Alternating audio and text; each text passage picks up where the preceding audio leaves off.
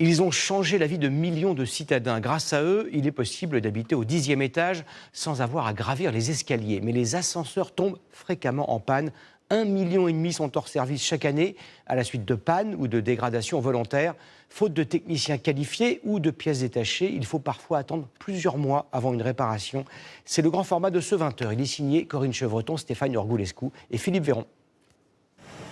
Jennifer rentre chez elle et tous les soirs, c'est la même angoisse. Je ne sais jamais si l'ascenseur fonctionnera quand je vais revenir.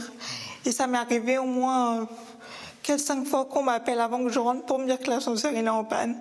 Et que je me retrouve là à me dire mais qu'est-ce que je fais? Je dois attendre. Ici, des pannes, il y en a chaque semaine. Ce qui l'a même obligé un soir à dormir chez un voisin au rez-de-chaussée. Je n'ai pas accès aux toilettes, je n'ai accès à rien du tout. Donc je suis bloquée chez lui, quoi. À chaque panne, Jennifer appelle le responsable de son immeuble, mais ne connaît toujours pas les raisons de ces dysfonctionnements. La porte est ouverte. Le bailleur d'un autre parc immobilier, lui, a clairement identifié les causes des pannes de ses 900 ascenseurs, liées 2 fois sur 3 à l'incivilité, voire au vandalisme. Par exemple, une porte dans laquelle on a tapé et où on est obligé d'aller récupérer une nouvelle porte, et ben aujourd'hui, une porte, c'est entre 6 à 8 semaines. Donc ça veut dire que pendant 6 à 8 semaines, l'ascenseur va être à l'arrêt. Et cela peut durer encore plus longtemps. La Fédération des ascenseurs souligne la vétusté du parc.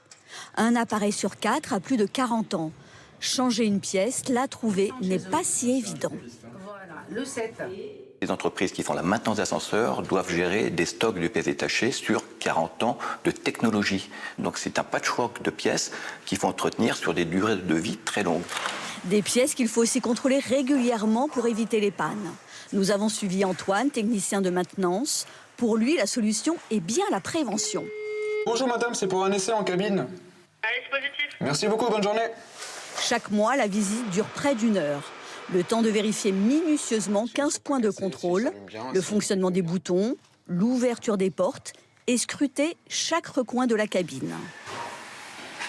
Plus on passe de temps sur l'ascenseur, plus on a des points à contrôler, on aura le temps de les contrôler, de les régler, de faire de la maintenance préventive tout simplement, que le technicien dans les grosses sociétés n'a pas le temps de faire malheureusement. Certaines entreprises de maintenance, pour remporter des marchés, n'hésitent pas à surcharger leurs techniciens. Nous avons rencontré Jean qui a travaillé pendant 10 ans pour l'une d'entre elles.